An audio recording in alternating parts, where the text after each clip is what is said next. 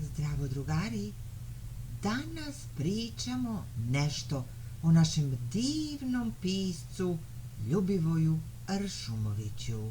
Da čujemo.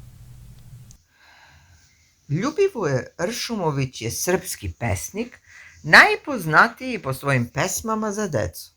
Za mnoge pesme Ljubivoja Ršumovića urađena je muzika i napravljene pesmice za decu najranijeg uzrasta. Takođe, izvođeno je više predstava za decu po njegovim delima.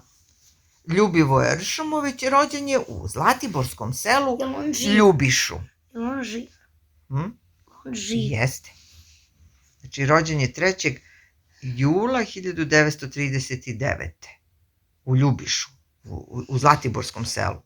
Osnovnu svoju i srednju školu učio je u Ljubišu, Gostinju, Čajetini i Titovom Užicu. 1963. godine diplomirao je na odseku komparativne književnosti Filološkog fakulteta u Beogradu. Prvu pesmu objavio je kao gimnazijalac. U Beogradu Ljubivoje Ršumović upoznaje Duška Radovića, pod čijim uticajem počinje da piše pesme za decu. 1965. godine zaposlio se u Radio Beogradu u redakciji programa za decu.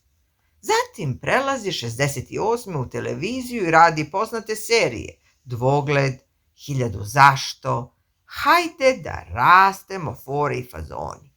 Zahvaljujući uticajnosti televizijskih emisija, Ršumovićeve pesme su prodrle u najšire slojeve čitalaca i slušalaca, kako najmlađih, tako i onih starijih.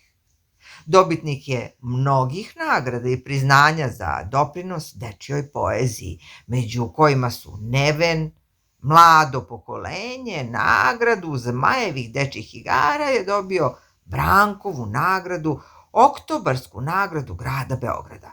Dobio je takođe i 2 zapažene međunarodne nagrade. Pulja u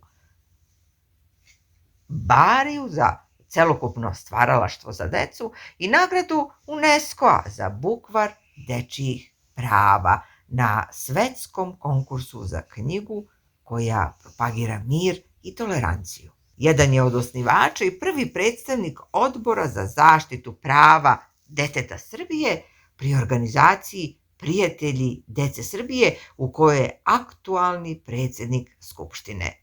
Ljubivoje Ršumović živi i radi u Beogradu. Objavio je 86 knjiga, uglavnom za decu.